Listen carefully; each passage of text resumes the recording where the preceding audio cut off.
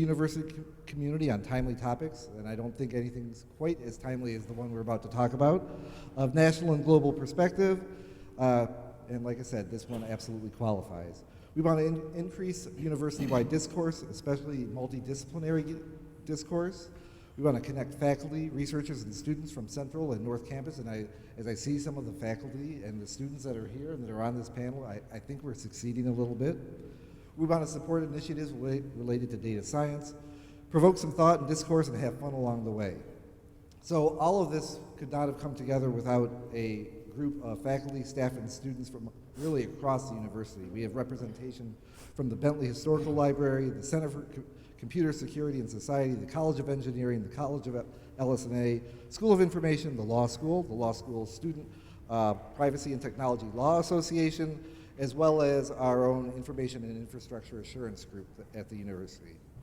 Some housekeeping items. Please make sure those cell phones are turned down. Session is being live streamed and recorded, so welcome to our remote audience. If you're out there, we'll be monitoring Twitter as far as questions and comments go, if you want to share in the conversation. Follow the Dissonance website if you want to sign up for future events, and it's available via the Safe Computing website. Somewhere I think there's a URL on these posters. And finally, follow us on Twitter at UMich Tech, and use the hashtag UMichTalks to tweet along. So tonight we're going to focus on, again, timeliness, elections, and how technology is influencing the elections, with a particular focus on election technology, security, hacking, fraud, and forensics. Joining us are Alex Halderman, Professor of Computer Science and Engineering in the College of Engineering, Director of the University of Michigan Center for Computer Security and Society, and you may know him from such activities as hacking DC voting machines and having them play the victors. Also, I want to welcome Walter Mebane, Professor of Political Science and Professor of Statistics in the College of LS&A. He's an international expert in election fraud and forensics, having done research on election fraud and forensics in places like Germany, Iran, Turkey, Mexico, and by the way, yes, here in the United States. And finally, our moderator, Doug Tribou, Michigan Radio and a former Knight Wallace Fellow, and you definitely know him as host of Morning Edition. So, prepare your questions. We're going to have time for audience participation throughout, and please welcome our panel. Doug, take it away. Hello, thank you all for coming. I want to thank Saul for inviting me. We've got two really highly qualified experts here tonight, so it'll be a very fun night, and I think it's a great series to have. It's so many great issues can fall under the umbrella of the Dissonance series, so I was really pleased to be part of it. I think we're going to have a really fun night tonight. We will be getting to some audience questions. We're going to open with some questions for Alex and Walter. We will have a microphone passed around, so when I mention audience questions, if you can raise your hand, Saul will come to you with a microphone and we can go from there, but we'll start off with some questions for the professors here. Just to get us started, I'd like to ask both of you, Alex and Walter, what level of concern should we really have about rigging in the upcoming election? Well, when we're talking about elections and things that could go wrong, to me, in terms of cybersecurity, there are two categories of problems. One is the potential that somebody could hack into our election technology and actually try to influence the outcome of the election by, say, secretly changing votes. This is technically, unfortunately, a possibility. And over the last 15 years, I and other researchers have done studies where we've gotten a hold of voting machines that are used in various parts of the US. We've taken them apart, we've done security analyses, and unfortunately, the security is nowhere near where it should be. So the problem is that about a quarter of American voters, even today, will be voting on election technology, on voting machines that don't produce any form of physical record. The only record of the vote is in a computer's memory. And if it's all in a computer memory, then whatever software is running on that machine can alter the memory. If it's the software that's supposed to be there, we're good. But if someone has hacked in and implanted malicious software, the machines could produce dishonest results. That is a technical possibility. Whether it will happen, well, I think it's a small probability. But the larger probability is that someone could try an attack where they try to discredit the election result, to delay the election result, to throw the result into chaos. And this is a problem that I think would be easier technically to carry out. While you just have to make the machines not work on election day or make it so a state reports incorrect initial results. And unfortunately, we've seen this happen in other places. 2 years ago in Ukraine, they held a presidential election, and before the results were announced, reportedly an attacker linked to Moscow hacked in and caused the election authority website to initially show some blatantly incorrect results. Now this was caught, but it provided enough fuel for the Russian state propaganda for the whole time since, be saying that the election was rigged, they changed the results after they were announced, and so forth. So I think that's something we need to be worried about, and we need to be paying more attention to the technology behind elections. Walter, same question to you. How concerned should we be? I would say all concern is always important, and vigilance is always important, and it leads to a couple or three aspects of the question. One is what form should concern take, and the second is what is the scope of concerns. This panel, I'll take the second kind of question first. This panel concerns sort of security, cyber kind of electronic voting and systems kind of attacks. But the idea of a rigged election certainly has scope going well beyond, say, the mere failure of a voting machine or a whole state's voting machines. And so you have aspects of voter intimidations and misleading information and false information, dirty tricks, and other kinds of things, and we've seen no shortage of all of that in this campaign period, and that can disincentivize voters to, one, vote, and B, citizens to speak up and report things where they see them.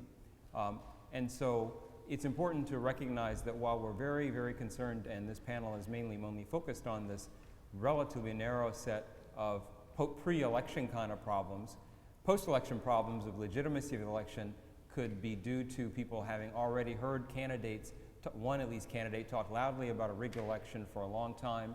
So people are predisposed to believe the bad interpretation of any accident or even non-accident that's misreported as an accident, any accident that happens. So the scope of the election goes beyond the security because it's the humans and citizens' reactions to apparent or real security failures that is the real threat to the election. And so parties and others and even citizens who are informed should be able to talk about the election and gather evidence to be able to decide whether the election, and the election is not one thing in the United States, every state has its own election and jurisdictions manage elections locally. It's very important to think about what kinds of evidence can be brought to bear to address the issue of whether the election results are believable and try to purvey that argument if that's what the evidence tends to suggest. So slightly going beyond the scope of electronics is important to consider. Alex talked about the problem of misreporting the results and so on. One thing I've been very concerned about is what evidence, as I just talked about, will we have to evaluate whether this happens. So a form of concern also is mobilizing those who are in official positions to gather information and form credible reports about the hopefully audits and other inspections of their own equipment and systems to verify they've been done right. Officials respond to their voters and citizens, and so citizen pressure to make them speak up and be transparent is pretty important, not just sit back and be mad. I think our president says often, don't boo, vote.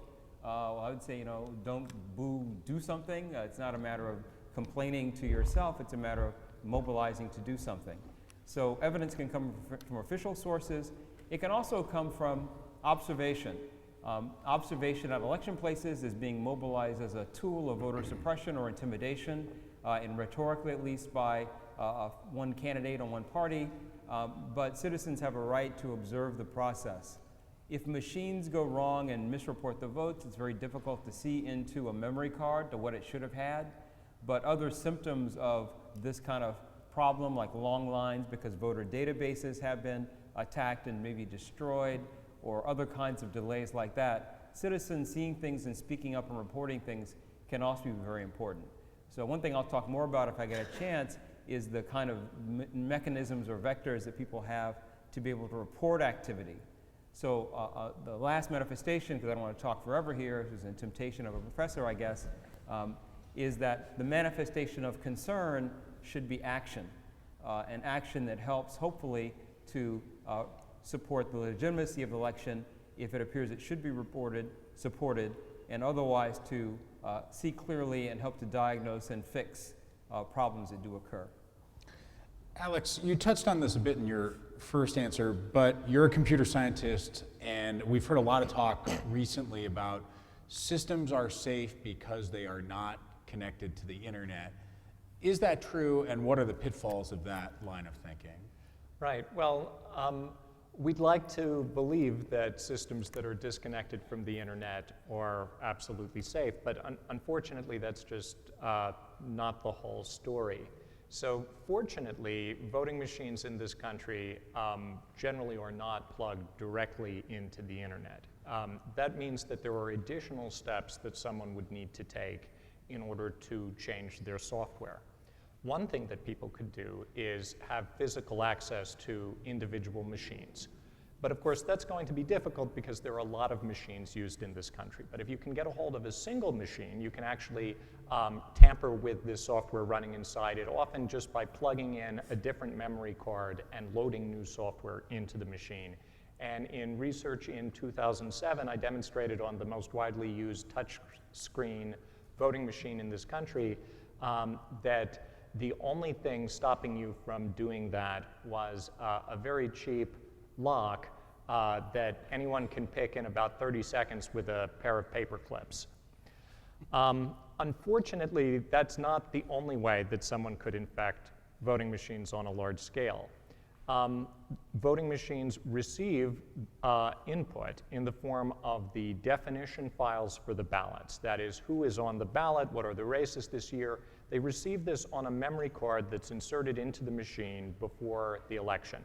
And these memory cards, they're like the card in your digital camera. They're just a storage device.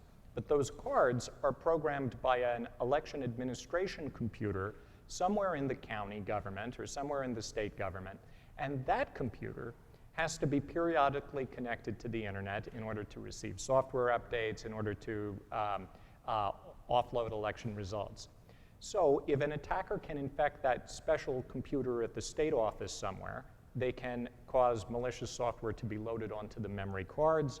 Those cards, when they're inserted into the voting machines, can infect the voting machines. It's like a virus spreading on a USB stick or a floppy disk. Now, that's a little bit more of a sophisticated attack than we typically see what we call script kiddies or very common attackers on the internet carrying out. However, it's not uncommon when we think about a state level, a nation state level attacker. In fact, very famously, there was a project to sabotage the Iranian nuclear enrichment program called Stuxnet. It was a form of malicious software that was reportedly created by the US and Israeli governments. And it spread via USB sticks, even to computers, the computers that were running Iran's nuclear centrifuges, which were not connected to the internet. So when we talk about an advanced attacker, the fact that the machines aren't directly plugged in isn't really going to stop them. Walter, we see in every election there are two facets. There's perception, which is influenced in a lot of different ways, and then we hopefully get to the reality of a vote that can be tabulated and be reliable. You've done a lot of research and thinking about what the effects of public perception are, and social media is certainly a technology that's shaping how we think about the conversations that we have around an election. How do you see Twitter, for example, shaping the discussions of the election, and what are the potential ramifications there as people start to rely on that as a primary source of information? Yeah, Twitter, I'll just say Twitter because there are lots of social media outlets, only a couple of which I'm familiar with. I'm not really a social media user. I have a project using Twitter data, so I'm more familiar with that. In the United States, there's also Facebook, and in some countries, Facebook is more useful than Twitter for people communicating to government their complaints or to one another. And there's other, I'll mention some names I don't even know, Snapchat and Instagram. And we hear about ballot selfies going on now. I assume these are pictures people take with their ballots that are transmitted through social media. So I'll just say Twitter to refer to all these technologies which are diverse. Twitter can certainly be used to spread rumors and misinformation. We have one candidate who's notorious for tweeting at 3 a.m. in the morning these days, and that certainly has lots of followers on Twitter and other kinds of things. The other major party candidate also tweets or has staff who tweets, and so it's a mode of communication that the parties and the campaigns themselves use a lot. And I don't know whether it's more important to do that than to have an ad on television, but it's a competitive basis for people communicating information. There are a lot of bots that communicate information, so it's not necessarily even humans doing it, and it's not clear that you can take the identity that people claim as real. So it's this kind of weird universe where credibility information is kind of hard to establish. Research I've seen a bit about says that the social, or I'll say the Twitter universe or the social media universe is bifurcated as a lot of the other media universe is. So the research suggests that people like to talk to people whom they think they'll like and agree with, and then you sort of agree with what they say. So two different universes develop from the information because the two or several sides do not actually communicate the same reality. So in this election, we're likely to have, if the post-election behavior mirrors what the pre-election behavior is signaling will be the case, one group saying big frauds, big rigging, big problems in Philadelphia, name your city, regardless of what happens there, and the other side having claims about other states or other places or other entities, but it seems it's more going to be one party who's aggrieved and talking about rigged elections that will do that the most. That will be an issue, and the question will be to counteract that message, if it deserves to be counteracted, to have that message be supported or refuted by evidence. One project that I have is to try to use Twitter data to monitor what happens in elections around the country. States have mechanisms where citizens can file complaints about elections, and it's often a very arduous process. You have to get something notarized and go here and there. And that's great because it helps to make sure the person complaining is actually complaining about something real, but it also leads to very few complaints, any numbers ranging from like 0 to maybe 10, and so that's not enough to cover every precinct and every jurisdiction. So we're trying to use Twitter data to using big data techniques to look at the pictures people take and the messages they have. So this is running as we speak. So I've seen messages about long lines in, say, Texas, Georgia, North Carolina, and so forth. And we don't know the credibility of these, but such social media connections are basically the only way that I know about to gather information. This is why one way I called for you guys to, not yourself only, but get your friends and people you know to go out and see the polling place, take pictures of the polling place, and not ballot selfies. I think it's probably not a great idea. That's a complicated topic we're going to talk about in a second. But the social media is going to be a very important vector for information. So we hope it's accurate information more than rumors and myths. Well, and to follow up, Walter, when we were talking to prepare for the panel, you'd mentioned that historically there are often reports about a problem at whether it's the system itself or the roles aren't updated properly or the lines are long, but then when you dig deep, often those initial reports are inaccurate, right? But they can still shape people's view of how things went. Yeah, and I think this is true of any event. The initial reports are almost always wrong, either a little bit inaccurate or a lot inaccurate. Not from Michigan radio, by the way, just from other. All right, so they wait a month before they report on anything. But that's always true. Eyewitnesses are terrible at getting reality right. But so things get shaken out. And so I'm trying to think of an example where there are false claims about an election all the time, especially in this rigging thing. A guy comes up and says, I was in the room when these votes were faked. We had claims about that in Ohio. There was a guy named Chris Arnebeck who testified that he knew about ballot rigging in Ohio, and then he died shortly after making those statements, and have big suspicions about was he killed and so forth. But the subsequent investigation in Ohio did not turn up evidence of massive vote rigging. It turned up maybe a few dozen or a few thousand ballots that could have been rigged, but not the scope of the initial report maybe. But I think this problem of misinformation that gets winnowed down in time is permanent, but the problem is the election moves really quickly. I mean, the night of the election, every American's want to be able to turn on their television and see who won. And if anybody were alive in 2000, remember that night, the 2000 election? I had an election night party, and I think originally, the announcement goes, Gore won Florida, cheers. Wait, no, he didn't. The next announcement is Bush won Florida. And at that point, I remember I was at a party, and I went out in a daze on the street and wandered around for about 3 hours and ended up at home after 3 hours. And at 6:30 in the morning, I was falling asleep. I heard the radio say, oh, no, we don't know who won Florida. So, and then it went on for weeks and months after that, or weeks after that, not months. So if that happens this time, who knows what the mix of misinformation that will be out there trying to get a focus on what the true facts are. I don't know how people will do this, actually, because evidence takes a long time to accumulate. Right, and Florida is a good example of that, of course, Florida in 2000, where the problem was that the voting technology in use in parts of Florida, these punch card ballots, just didn't do a good job of recording evidence of the voter's actual intent. So the problem was a voter might try to punch out one of the holes in the card, and the way it worked, there was a little square of paper in that hole that was perforated around the edges, and you punch it through with a stylus. Well, you do that, and if you don't hit just the right spot on that piece of paper, well, maybe only 2 sides of that little paper flap break off, or maybe 3 sides do. And that results in a problem where under the law, I think there had to be at least 3 sides broken off for it to count as a vote.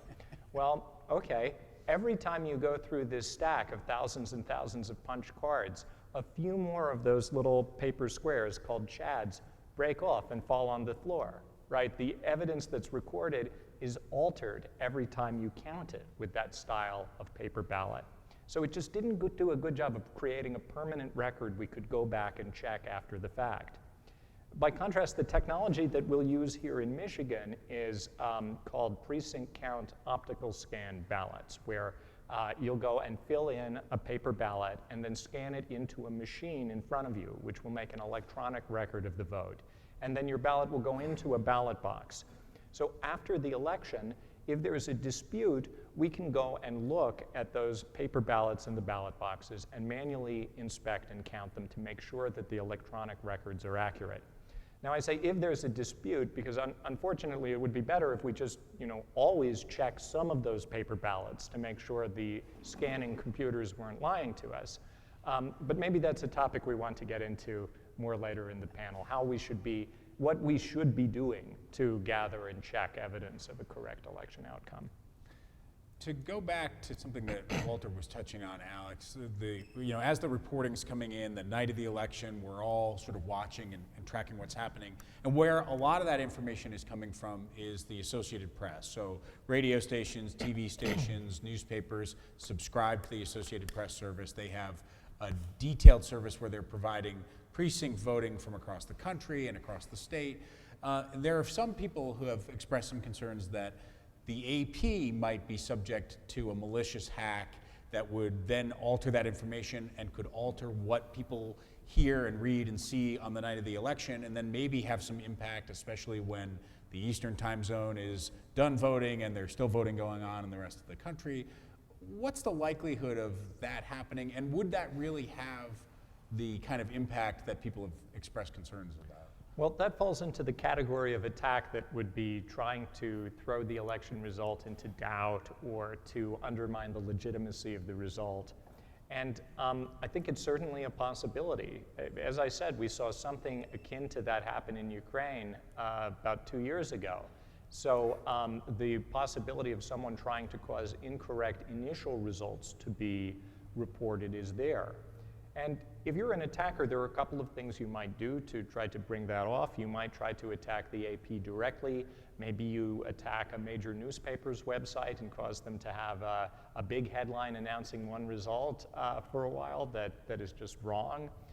Or maybe you hack into some of the state computers that are feeding those results to the AP. That would be caught. Any one of those things would be caught, at least in the fullness of time. For the state level results, each election precinct at the end of the night publicly announces its results, and those are recorded usually on a paper form or on a tape that is sent to the state and later can be cross-checked. Also, if they're journalists or party representatives at the polling place, they can write down the same numbers and eventually go and add them up from across the state.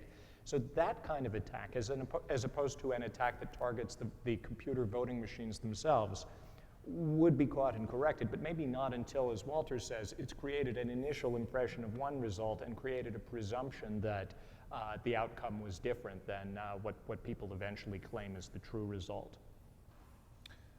Walter, when we are talking about the election coming up and kind of looking at how we're going to see it perceived, as people are making their complaints along the way, the one factor comes in is the timeline, that it's such a quick-moving timeline after things come in. You have done a lot of work in election forensics.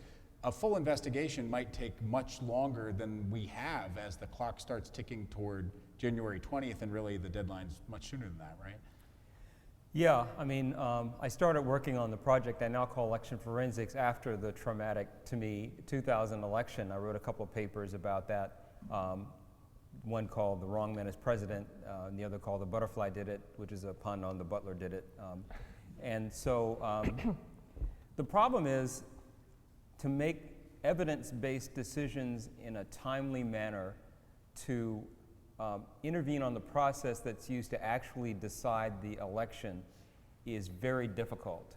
And one venue is to affect the actual counts that states officially settle on to, I'll talk about presidential elections, to pick the delegates, the electors for the Electoral College. Those deadlines are notoriously quick. In 2000, December 13th was a key date that states had, according to the law, to say what would be the composition of their set of electors. And so the Supreme Court used that to rule against the recount in Florida that ended up being the Bush v. Gore decision. And then states working backwards have deadlines that are 10 days, 2 weeks after the election to report variously official numbers that will affect that particular decision. And so if you want to go to court to get a judge, those court cases operate at the speed of light, where lawyers want to argue something and they say, we want to argue this, you have evidence of this, right? I'm sorry, who are you again? And so you can't necessarily develop detailed data quickly enough to be in those court cases, which then have to happen instantly, and then you're trying to take scientific or let alone computer science sophisticated arguments before a judge who's like 84-year-old in Virginia, like one judge we dealt with. And so intervening on that process is very difficult to do if you can get all the evidence together, and getting all that evidence together is itself pretty difficult. There's a world in which you could do something called post-election audits, and there are pilot projects to do that. And this is a question of, do the paper records of the votes, or the paper is the method that we currently have to do this, do the paper records match what the machine claims is the vote? And that's one aspect of trying to verify the vote.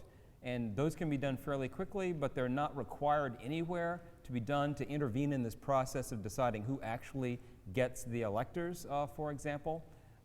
So studies I've done, usually, I've been trying to prepare to do things really quickly. Like in 2012, I set up to really be ready to do quickly things in Ohio, but the election wasn't close. This year, who knows what's going to happen anywhere, so it's hard to know where to prepare. But usually studies like I've done with statistical analysis of election returns and other information comes, months, weeks, years after the election. In 2005, the Democratic National Committee sponsored a study of the 2004 election in Ohio, And we started in January of 2005. The report came out in May 2005, so who cares? So the evidence-based scientific statistical results take a long time. And in 2006 in Florida, there was a famous election in the District 13 where a lot of computer scientists got involved because that election was challenged. And it went on months and months, and a year later, finally, the third committee, a lot of computer scientists, whom Alex and I know, you weren't involved in that, I don't think, but David Wagner at Berkeley and other really expert folks looked at the software that should have been running the machines. You don't know what software is actually running, but they could look at the static code. And so you had a big analysis of the technology of that election, hardware and software, but reports came months later, and no one was really happy with that result. If you have a question, any members of the audience, please feel free to put up your hand. Saul will bring a microphone around. We'll continue our conversation here, and we'll get to your questions in the flow of things. Alex, when we're talking about you as a computer scientist, a lot of people might be thinking, well, we're heading toward internet voting, we're heading towards more computer-based models, but you're very much a proponent of dueling digital and paper, is that right? Yes, so you touch on a couple of different things I'm there. going to stand back here because Alex really hates internet voting for good reason, for excellent reasons. Well, I'm not sure how many people can be reading the newspaper or watching TV today and think that it would be a good idea to take our election system and just put it at a website somewhere that could be reached from anywhere in the world and basically paint a bullseye on it for any sophisticated attacker worldwide who wanted to try to hack in. Unfortunately, securing websites to the level of security sophistication that we expect from an election for the President of the United States just is beyond the kind of technology that we have available today. So if you think about it, Google, Facebook, Twitter, the Pentagon, what's one thing they all have in common? Well, they've all been successfully hacked into by foreign governments at one point or another. And that's despite being some of the most sophisticated security operations in the world. In my mind, it's ludicrous to think that your state or county election office could properly safeguard their computers in an internet voting context against a foreign nation state and all of the resources, all of the sophistication that comes with that. But one of the best examples that we've had, at least in my research community, of trying to evaluate what an online voting system hack would look like in real practice was back in 2010 when Washington, D.C. Built as a pilot project an internet voting system where absentee voters could log into a website and cast their vote in the real general election. Well, that was the intention anyway, but before the election, DC did something really neat. They held a mock election with the real software and system and invited anyone in the world who wanted to try to hack in and show that it could be done to do so. So my students at the time, and I couldn't resist this kind of invitation to hack into government computers without going to jail. So we took them up on it. Well, long story short, 48 hours after the start of the mock election, we were in complete control of the voting system. We had changed all the votes. And this is just from my office at Michigan. In fact, we even decided, well, we weren't going to call them up and tell them we had done this. We wanted to see how well the election officials could even detect that they had been hacked. We gave them one leg up, though. We rigged the system so that any time a voter voted, the voter's computer would start playing the victors. It still took 2 days before the DC officials noticed anything was wrong, and that was only after someone else testing the system wrote in to say, it all looks good to me, but I don't like the music that plays at the end. It's too distracting. In fairness, it's not a Big Ten city, but. Yeah, I hear they were Ohio State fans, actually.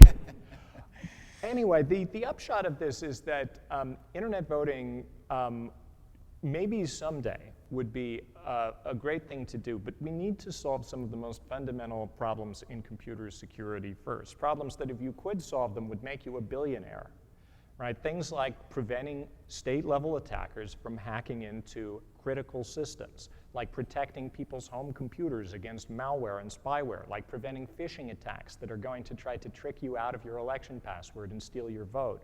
So there are a bunch of hard problems here. And while this is a great goal for research, I absolutely suggest caution. I think it's going to be a decade, if ever, before security technology advances enough that we can do online voting in a presidential election safely. So it's especially unfortunate that I think it's 30 states actually allow some form of internet voting now. Well, yeah, we have some problems today. And it is by some form of internet voting, you mean usually for people voting absentee. The whole state of Alaska can do it, for example, Yeah. every citizen.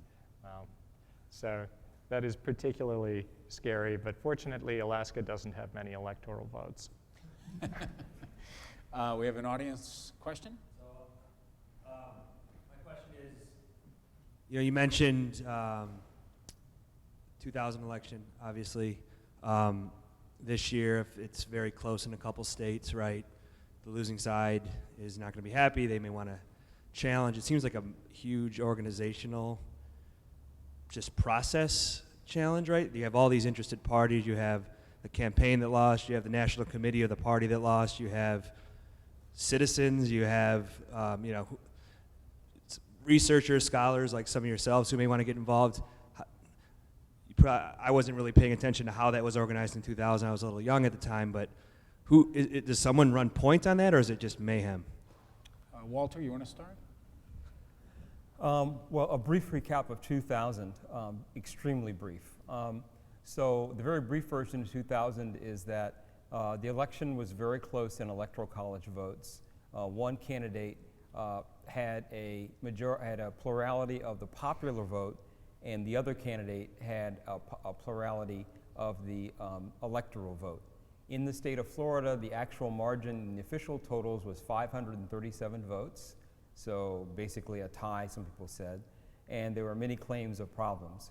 So many of the counties, some in response to a lawsuit, others spontaneously, did recounts of various types. And some counties counted the diversity.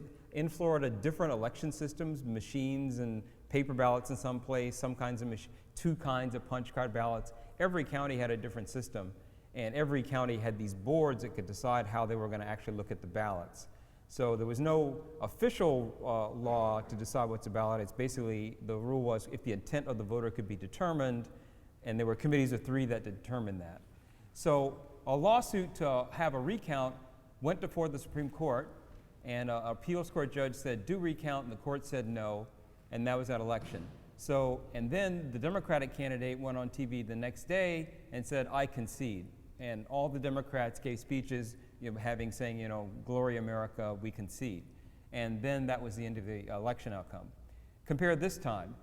If it goes to the Supreme Court, it's 8 judges, and presumably people are always talking, there's a partisan split, so they'll have 4-4. So no decision will emerge from the Supreme Court. I actually think the Supreme Court should have stayed out of the 2000 election, but leaving that aside, the court is probably not a fix. It can go into the legislature, which is dominated by Republicans, and so presumably they will pick a Republican candidate unless there's a surprising result in the Senate, and we could get a president of one party and a Republican, because it's going to be decided by the House, and a vice president of another party, because that's decided by the Senate. So it could be the legislature that decides it. But the recent rhetoric is that the law that enables the legislature to decide this, people have said, is unconstitutional itself, so even that goes into the court. And the Republican candidate, at least if he continues the way he's talking, is not going to say, I concede for the glory of America. If this rhetoric continues now, it'll be he at least, and maybe many others party, not trying to bring the country together, but rigged, terrible, the vote was stolen. Where the Democratic Party is at this point is kind of unclear. I doubt that Clinton would say that, but still there's a lot of unrest about things going wrong. So chaos, if you thought 2000 was a real mess, a really close election this time that's disputed is going to be a real mess. And I really have no idea how it gets resolved unless Donald Trump decides to pull back and try to talk down his supporters, but it's not even clear if he'd be persuasive with some of those folks given the way they're represented and how they're acting. So I think we're on the brink. If the election is close, and especially if you have misreporting, as Alex is talking about, that takes a week or so to get resolved, then I think we're in a real situation at that point. Well, go ahead, please. Well, again, the point of any election system is really to convince the supporters of the losing candidate that they lost. You don't have to do much to convince the winner's supporters that they won, but it has to be able to successfully convince the losing candidate's supporters that they lost. And if we're unable to do that in this election, it's just a sign of how broken the machinery of the process is. That's why, once again, having the election system produce evidence that can convince a rational skeptic is just so critical. You're never going to convince irrational skeptics, of course, but to be able to convince a reasonable person, we don't quite do that, especially for the quarter of Americans who aren't going to have a physical record of their vote. Another audience question. I think I started hearing about electronic voting machines in the election of 2004, and in those 12 years since, I have never heard anything good ever about electronic voting machines. There's no transparency, there's maybe some bad collusion with the people who make them, they break, they're hackable, and how is it that I have never heard anything good about these machines, and yet they're spreading all over the country and more municipalities are taking them on? Is there like an economic incentive to getting them, or? Well, they're not really spreading anymore, right? They were spreading in the early 2000s, but they're not spreading anymore. In fact, an increasing number of states have requirements of some kind of paper record of every vote. But many of those machines that were bought in the early 2000s, because Congress gave the states a lot of money after the Bush versus Gore fiasco to upgrade their voting technology, many of those machines are just still in use because the states don't want to spend money or don't have money to replace them. In some cases, I think the states are still paying them off, in fact.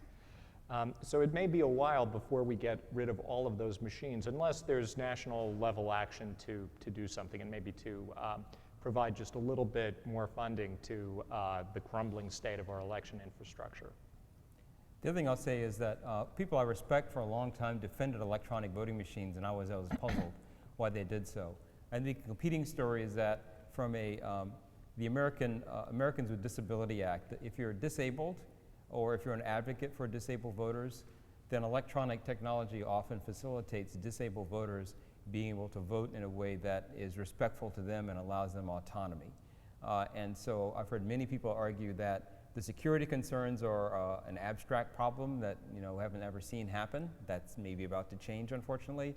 Everyone may see what's about to happen, but they say the real problem of a blind voter or a voter with cognitive impairments because of PTSD, because they're a veteran or something like that, or physical impairments like I can't raise my arm, technology can aid those voters in voting in a way that doesn't make them special, go to that machine over there kind of thing.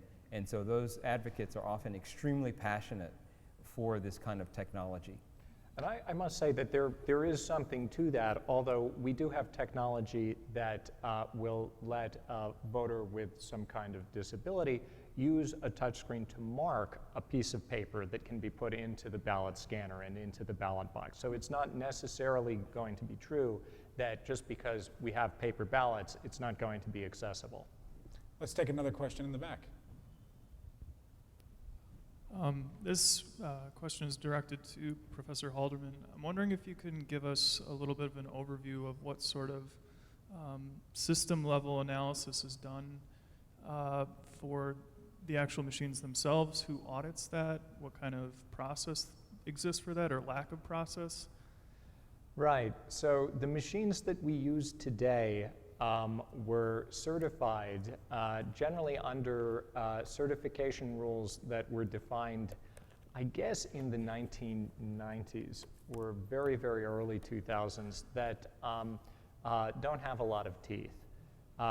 They required some rudimentary source code review to make sure the source code had certain features, like that it contained comments and no go-to statements and so forth. There wasn't really any kind of adversarial penetration testing required whatsoever. And that's the problem, is you just have a checklist and not an effective checklist of things to look for in the code. Well, That's not how attackers are going to be examining your system. Attackers are going to be looking for, well, is there any way we can get in? And as a result, every single electronic voting system used in this country that has been subjected to independent security review has turned out to have fatal vulnerabilities. So unfortunately, the state of testing for these machines is abysmal. And in many cases, the companies that made them have been sold or gone out of business, and they haven't been receiving security updates at all for 5 or 10 years. Many of the machines are built around operating systems like DOS and Windows CE, Windows XP, without this kinds of security features that we would expect in a modern system. Really, the smartphone in your pocket right now is more secure than the typical American voting machine. And that's because the smartphone you have benefits from all the latest security patches and security technology. Our voting machines, I mean, it's just such a sad story. One of the questions that I want to follow up on is what are we seeing in terms of the possibility of an attack by a bad actor from another country, another state? We've seen some evidence that there's involvement from Russia trying to hack into or successfully hacking into the Democratic National Committee. Is an external threat in your minds a bigger threat than an internal threat? Is that something to be equally concerned about when it comes to the actual voting? Well, an external threat is certainly the new threat that we're worried about in this election cycle, and that's for a couple of reasons. Like 10 or 15 years ago, if you had talked about a foreign country hacking into America's election system, that would have sounded like a movie plot or something. But over the last few years, we've seen an increasing regularity and sophistication of state-sponsored cyber attacks, whether that's the China hacking into the US, North Korea hacking Sony, the US hacking Iran. This is now a regular occurrence, so that's the world we live in. But it's also that in the last few years, there's been an increasing aggressiveness from one country, Russia, in trying to interfere with the elections of its neighbors. And in Europe, they have had problems like the ones I mentioned in Ukraine, and there are other things that Russia is suspected of having done. And we saw not only the DNC hack this summer, but also it was reported that electronic voter registration systems in 2 states, Illinois and Arizona, were hacked into by computers linked to Russian cyber attacks. So that, to me, is one possible explanation, is that that's evidence of Russia sort of casing the joint, looking for computers in state election offices that might be useful to cause problems on election day. Now, I certainly hope that we're not going to see these kinds of problems actually take place. I mean, maybe Russia or whoever was trying to do it just decided this wasn't politically advantageous. The election is already so contentious. Or maybe they weren't lucky and didn't find an opening to get in whatever states turned out to have the narrowest margins and would actually make a difference. But we don't know. And that's what is most disturbing to me, is that it's not a question so much of are we safe, but it's a question of are we going to be lucky? And I just hope the election is not going to be too close, because if it is, there are going to be too many places where a small amount of interference by an attacker like that could set everything on fire. I think all of that, I mean, our eyeballs are attracted to Russia and state actors, as Alex said. You know, this is the new guy in town. As far as we know, it's the new guy in town. But insider attacks are not to be dismissed. This is the constant worry and a lot of analysis of security of systems that I've seen over the past decade or so, is that, you know, you have an official who's corrupt or who's partisan or has a little bias, and this is not special to electronic voting systems. And so you can do various things. You can design a ballot style that's confusing, and you kind of know how it'll be confusing to benefit one candidate. There have been many cases. I mentioned the Florida 2006 election in District 13, that had most people say a confusing ballot style that hurt one candidate. And was it an accident? Was it a deliberate? Hard to know. In Florida in 2000, there was a confusing ballot style, the so-called butterfly ballot. No electronic voting in that. That was a punch card machine. Still, that's the kind of thing you can have happen. There are other things about kicking voters off of the electronic or even paper voting registration systems, and many other things that insiders can do. The feature is there are many insiders who are not necessarily able to have a party in a big room that no one will know about and to communicate. And so the great federalism of United States elections is beneficial from that part in that way. So it's very hard to imagine an attack by a large group of insiders that isn't detected. And that's kind of the idea. It's very easy for a foreign actor to have an electronic attack that takes down the whole state of Georgia, for example, with one swoop, and nobody sees it because it doesn't involve even a single person inside the United States, you might imagine. And so thinking about this insider versus outsider thing with state actors being the kind of outsider is thinking about the scale of the attack and is it detectable or not. So I'll just mention the idea of software independence, which is a concept that many computer scientists have advocated, and this is that you ought to design your systems because, as Alex said, every electronic voting system, including OpScan for these precinct counted tabulations, can be attacked, and people have done so. These teams hired to basically break into the systems. And so don't design a system where you can't have an undetected error that causes a problem of arbitrary magnitude that often now leads to having paper records exist, voter verified paper records hopefully, but have the record be on paper and have somebody look at the paper through a post-election audit or something like that. So I think that's a kind of standard that it would be great in this current environment if every jurisdiction moved to. And as we've said before, not every jurisdiction has that, and there's some other movements toward more internet exposure and all the rest of it. Let's go to another question. So I have a sort of follow-up two-part. At one point, you spoke about having concerned advocacy to ensure that at your voting station that the votes are counted fairly and to speak up against voter fraud. So given the sort of rhetoric that's going on in the national stage, where is the line drawn between that concerned advocacy and sort of voter intimidation? And then given that voter intimidation and foreign influence, which do you see as more concerning and more probable in the coming election?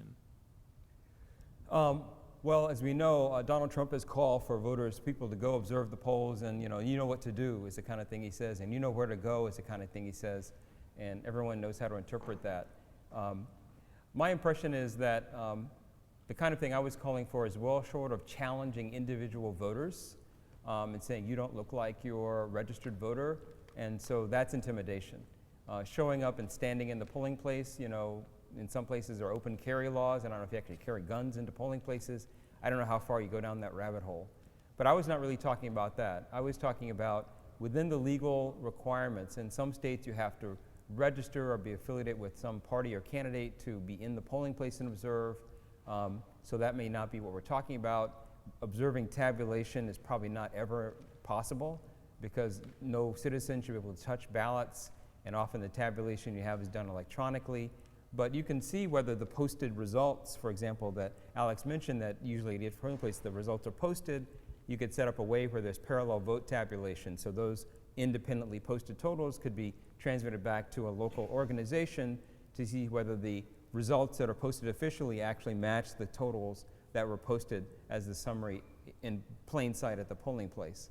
So that could be done in a more or less organized way. That's a system that's used internationally by groups that are paid to observe elections in other countries. Things like observing whether lines are long. Some of these things I think are not designed in my mind to fix problems in this election, but to get evidence to diagnose ways that the system can be improved for future elections. So we already have notoriously very long lines when like one polling place is in place when they needed 50. I think this happened in Guilford County, North Carolina just recently. They now have 24 for early voting, but lines are still pretty long. So documenting that kind of thing doesn't require any kind of intimidating kind of activity, but it does require, you know, maybe hanging around for a while and having a system to give credible evidence from that spot to mobilize that. But I take your point, it's a very delicate balance, and it probably has to be, since you have to have this in mind to not interfere with any particular voter. That's a line I don't want to cross. In terms of the balance between state actors and local actors, I kind of spoke to that as much as I want to talk about that. I don't know if Alex wants to add anything to that observation. Okay. Let's, So we have time for a couple more questions maybe, and then Doug is going to lead our panelists through a wrap-up. So one thing that seems to be happening more in this election than prior elections is a lot more early voting. And having, I've seen figures as much as 20 million people have already voted so far. So if those machines have a lot more access wherever they are, if they're, you know, how are they secured? And we won't know whether they've been compromised until the polls closed. Any thoughts on that? Well, we may never know whether they've been compromised, in fact. But you're right, that early voting, if it involves having voting machines that are going to be out in the field for a longer period of time, that have to be physically secured for a longer period of time, creates additional risks.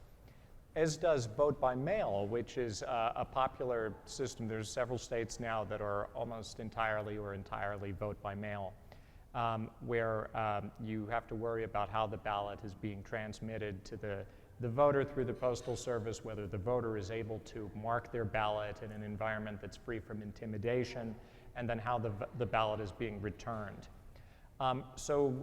These efforts are all examples of things we're doing to try to balance the ability to exercise the franchise and participate in the election at some cost of increased vulnerability windows or increased possibility of attack. I think the balance in those cases is ultimately something that we have to, it's a question of public policy, but they're not without risks, unfortunately.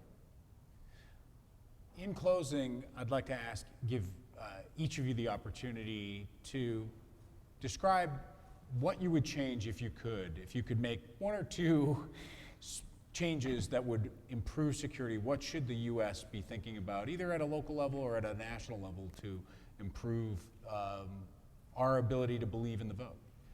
Well, as Walter said, evidence is the critical thing, and we need to make sure that every American voter ends up creating some physical evidence of their vote on Election Day. In practice, that means some kind of paper ballot that the voter has filled out.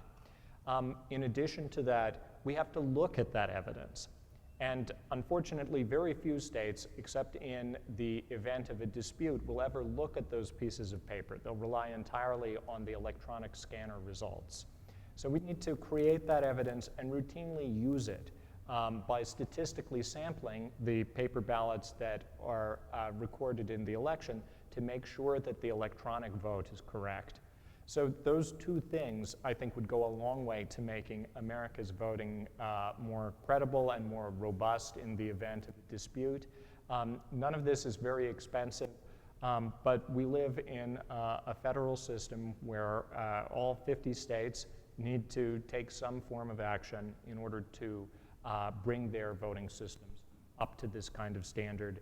I hope that we'll see movement in that direction in time for the 2020 presidential election. I'm sure everyone is looking forward to the next time we get to vote after next week. We hope we get to vote again, yes.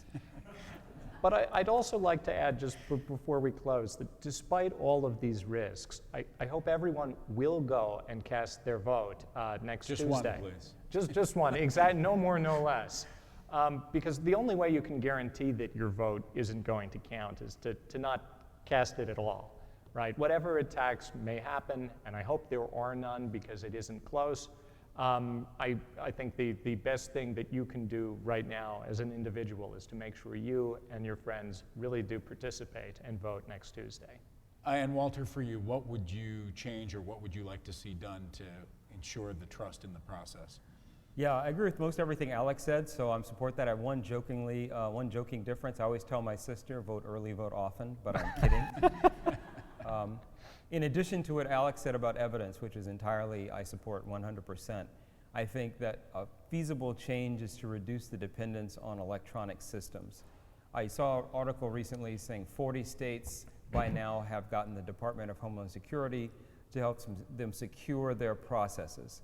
And part of that meant that many states had electronic voter registration systems or voter databases that were somehow vulnerable to the net. Many states have computers in the polling place that are connected to the central database, and so people can sometimes register on that day or check their registration.